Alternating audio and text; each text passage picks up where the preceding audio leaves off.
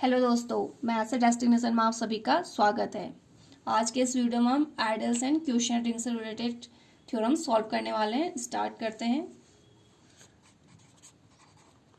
Theorem लेके चलते हैं। The intersection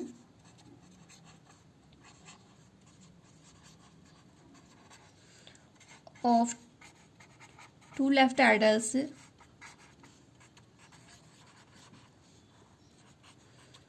is a left idol.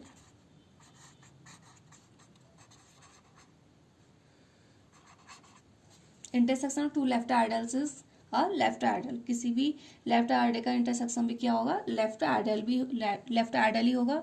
इस तरीके से intersection of two right ideals में हमारा राइट आइडल होगा। इस तरीके intersection of two ideals is also ideal. तो इसी तरीके से सारे थ्योरम्स हो जाएंगी। तो हम लेफ्ट आइडल्स के लिए देखते हैं।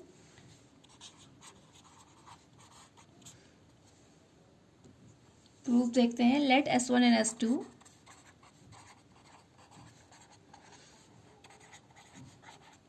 be two left addles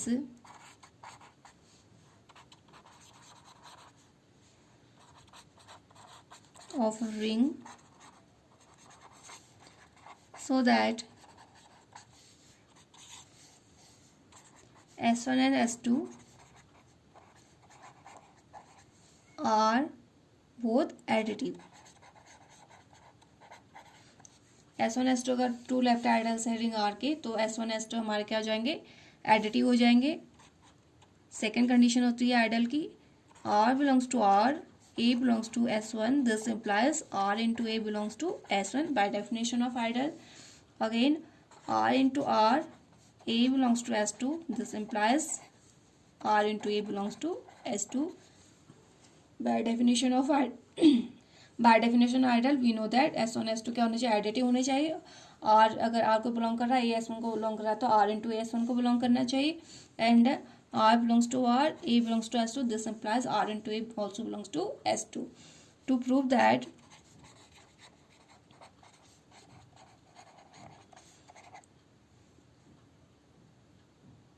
S1 intersection S2 is a left idol of R।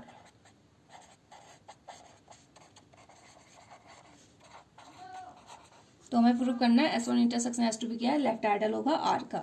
For this we have to show, इसके लिए हमें दिखाना पड़ेगा S1 intersection S2 is additive subgroup of R। तो इसको एडिटिव सब ग्रुप होना पड़ेगा R का।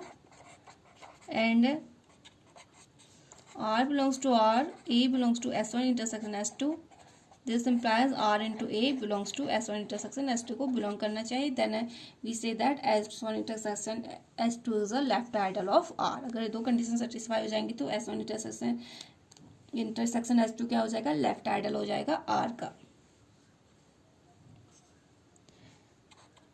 फर्स्ट हमारा थर्ड को इम्प्लाई करेगा, तो उसे प्रूव करने की जरूरत नहीं, क्योंकि S1 S2 अगर हमारे एडिटिव सब ग्रुप फॉर्म करेंगे तो उनका इंटरसेक्शन भी क्या करेगा? एडिटिव सब ग्रुप होगा R का। तो इसे हमें प्रूव करने की जरूरत नहीं है, यहाँ से डायरेक्ट इम्प्लाई हो जाएगा। फर्स्ट से सेकंड थर्ड हमारा इम्प्लाई हो जाएगा। S1 S2 अगर एडिटिव सब ग्रुप है R के, तो S1 इंटरसेक्शन S2 भी क्या हो जाएगा? एडिटिव सब ग्रुप हो जाएगा R का। सेकेंड हमें प्रूव करना है, फोर्थ वाली कंडीशन प्रूव करनी है।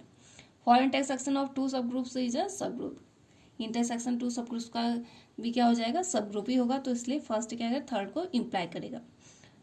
R belongs to R, A belongs to S1 intersection S2, additive subgroup है तो कोई एलिमेंट बिलोंग करेगा, तो R को बिलोंग करेगा, A S1 इंटरसेक्शन S2 को बिलोंग करेगा।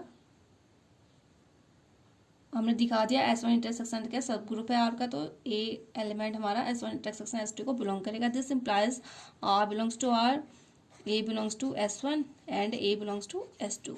अगर A S1 इंटरसेक्शन S2 को बिलोंग कर रहा है तो A S1 को बिलोंग करेगा और A S2 को बिलोंग करेगा। This implies R belongs to R, A belongs to S1 and R belongs to R, A belongs to S2। This implies R into A belongs to S1 and R into A belongs to S2 according to second। हमने second में ideal की definition से पता है हमें R अगर A R R को belong करा, ए एस वन को बिलोंग करे तो R into A S one को बिलोंग करेगा बाय सेकेंड। दिस वन हो जाएगा। Again this implies R into A belongs to S one intersection S two. R into S one को belong कर रहा है, R into A S two को belong कर रहा है, तो R into A S one intersection S two को बिलोंग करेगा। तो हमारी जो फोर्थ कंडीशन थी वो भी सेटिस्फाई होगी। तो hence S one intersection S two is a left ideal of R. Next theorem है, a field has no proper idle। Next theorem है, फील्ड के पास कोई प्रॉपर आइडल नहीं है, इट मीन्स सिर्फ इम्प्रॉपर आइडल ही होंगे फील्ड के पास। प्रूफ देखते हैं। A field has no proper ideal, it means field के पास इम्प्रॉपर आइडल होंगे। It means F has only two idols, 0 and F. Let S be an arbitrary idle, be an idle of a field F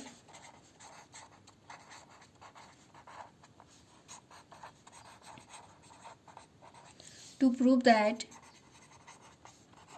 F has no proper idle। हमें दिखाना है F के पास कोई proper ideal नहीं है। That is to prove that F has only improper idols। तो दिखाना है F के पास सिर्फ improper idols होंगे। For this we have to show that S equal to 0 और S equal to F। इसके लिए हमें ये दो कंडीशन दिखानी गई थे, S equal to 0, S equal to F। If S equal to 0, अगर S equal to 0 होगा तो हमें कुछ प्रूव करने की जरूरत नहीं है। Then the theorem is proved. Then the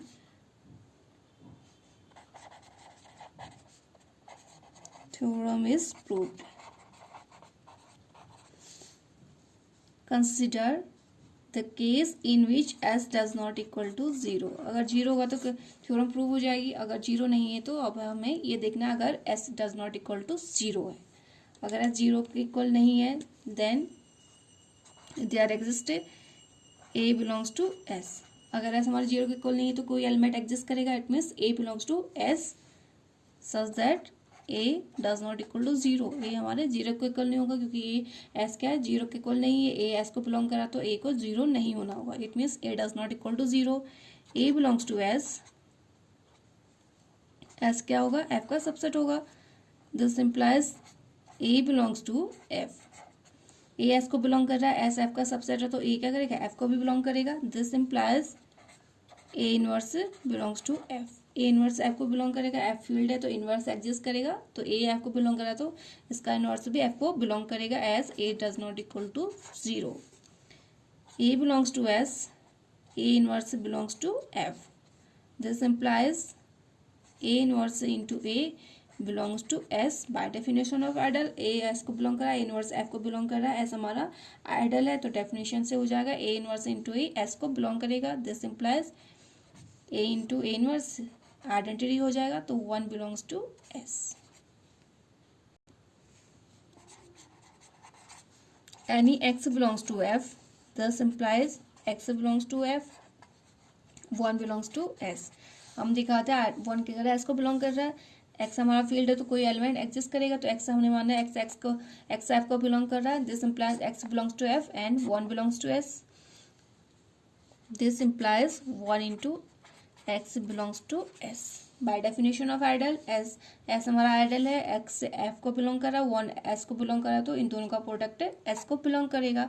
this implies X belongs to S, X हमारा एस को बिलोंग कर रहा है।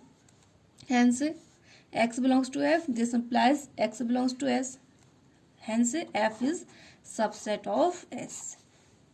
f हमारा s का सबसेट हो जाएगा, but s is a subset of f। हम इससे पहले लेके चले थे s क्या f का सबसेट है तो इन दोनों को कंबाइन करेंगे तो s इक्वल टू f, तो हमारा s f के इक्वल हो जाएगा। hence this theorem is proved। तो हमें ये दिखाना था एस इक्वल टू एफ दिखाना था, एस इक्वल टू एफ हो जाएगा तो थ्योरम प्रूव हो जाएगी। Answer the field has no proper ideal. Next theorem है the ring of integers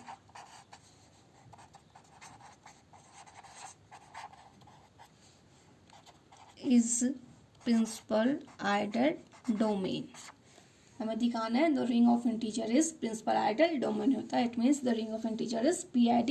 इसे इस तरीके से भी कह सकते हैं. द रिंग ऑफ इंटीजर से प्रिंसिपल आइडल रिंग भी कह सकते हैं, प्रिंसिपल आइडल डोमेन भी कह सकते हैं. प्रूफ देखते हैं. Let Z denote the ring of integers. The ring of integers, Z हमारा रिंग ऑफ इंटीजर्स हो जाएगा. Also we know that Z is integral domain. Z हमारा इंटीग्रल डोमेन भी होता है, ये हमें पता है. Z हमारा रिंग ऑफ इंटीजर्स है and also Z is integral domain. To prove that Z is principal ideal ring या प्रिंसिपल आइडल डोमेन. तो हमें प्रूव करना है Z हमारा प्रिंसिपल आइडल रिंग या प्रिंसिपल आइडल डोमेन होगा. Let S be an ideal of Z. Let S be an idol of Z. S हमारा ideal है Z का. If we show that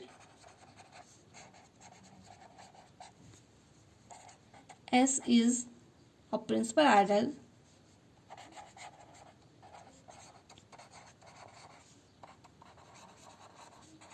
of Z, then the result will follow. अगर हम दिखा देंगे ऐसा हमारा प्रिंसिपल आइडल होगा Z का, तो हमारा प्रूफ हो जाएगा कि Z हमारा प्रिंसिपल आइडल रिंग है, प्रिंसिपल आइडल डोमेन होगा.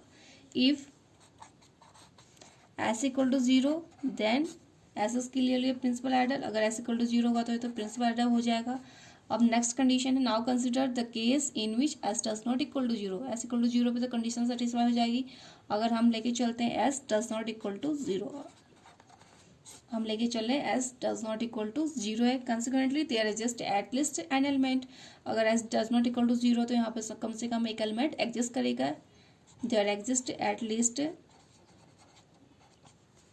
एन एलिमेंट, एक एलिमेंट एग्जिस्ट करेगा. A belongs to S. A S को बिलोंग करेगा जहाँ पे such that A does not equal to 0. A 0 के इक्वल नहीं होगा. A belongs to S.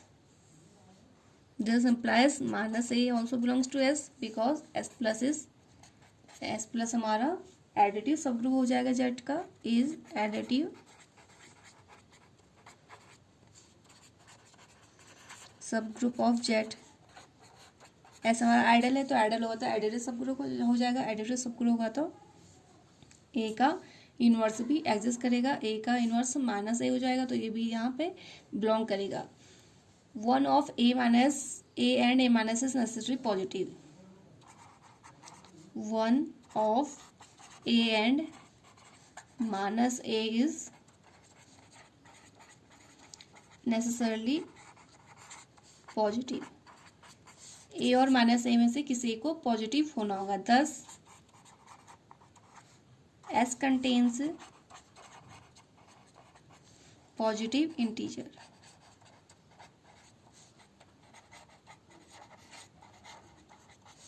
तो S को पॉजिटिव इंटीजर कंटेन करना चाहिए. Let S plus be the set of positive elements. हमने कंसिडर कर लिया S plus set of positive elements है. We know that every set of positive elements has at least every set of positive element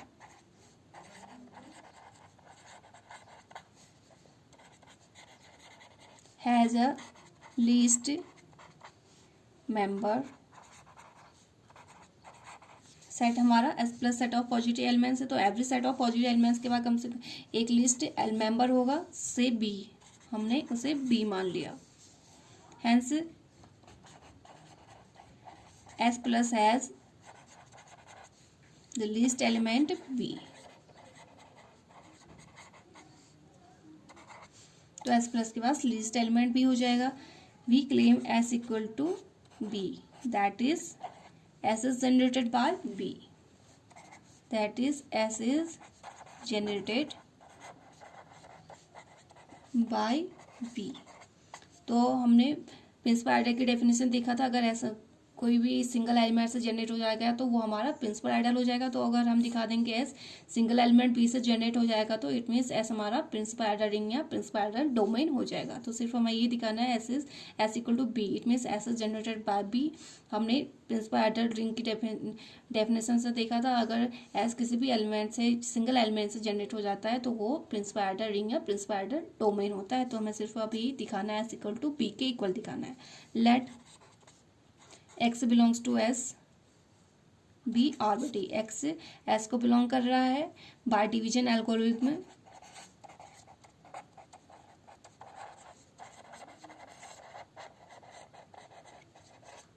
bye division algorithm there exist integers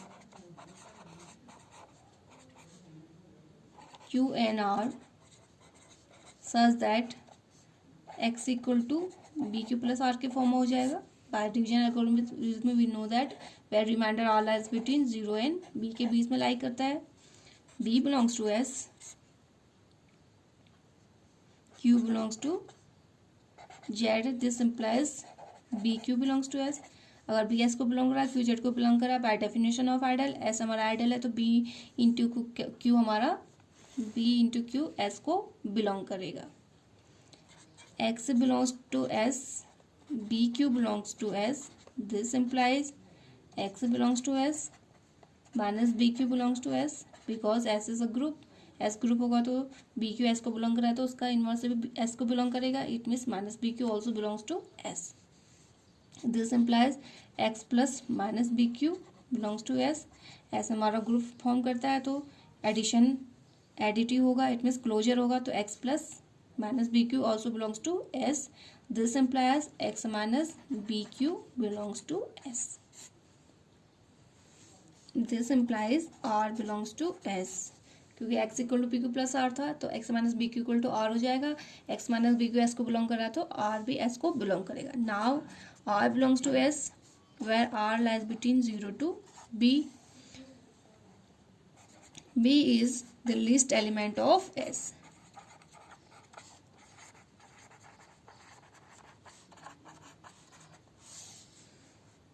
hence R equal to 0, R को 0 होना पड़ेगा क्योंकि R B हमारा least member है S का।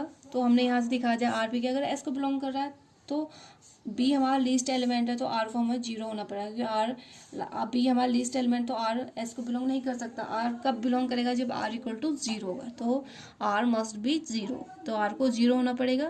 तो यहाँ से हमने आर इक्वल टू 0 ले लिया। Finally we have to show that every element x of s is expressible x equal to B Q के फॉर्म में लिख सकते हैं क्योंकि हमने r इक्वल टू 0 पुट कर दिया तो x equal to B Q plus R था, x equal to B Q into R के फॉर्म में था। हमने ले लिया r इक्वल टू 0 होना पड़ेगा तो r इक्वल टू 0 पुट किया तो x equal to B Q के फॉर्म में हमारे पास r s के एलिमेंट आ जाएगा। Hence we shown that every element x of s is expressible as x equal to B के फॉर्म में हम s के एलिमेंट्स को लिख सकते हैं जहाँ पे q belongs to z, q z को बिलोंग कर रहा है। Hence s equal to B Q such that q belongs to z, it means generated by b। s के एलिमेंट हमारे इस फॉर्म होंगे B Q such that q belongs to z equal to b, it means s is generated by a single element. हमने यह दिखाना था कि s हमारे सिंगल एलिमेंट से जनरेट हो रहा है। Now s is an ideal of Z generated by a single element B. Single element B, hence S is a principal ideal. तो हमें ये दिखाना था एस प्रिंसिपल आइडल होगा। प्रिंसिपल आइडल की डेफिनेशन से हमें पता है अगर एस हमारा सिंगल एलिमेंट से जनरेट हो जाता है तो हमारा प्रिंसिपल आइडल होता है। तो hence S is generated by single element B, hence S is a principal ideal, hence B is a principal ideal domain या प्रिंसिपल आइडल रिंग। तो दोस्तों आज के लिए बस इतना ही। नेक्स्ट वीडियो में नए टॉपिक के साथ आप लोगों से फिर मुलाकात होगी।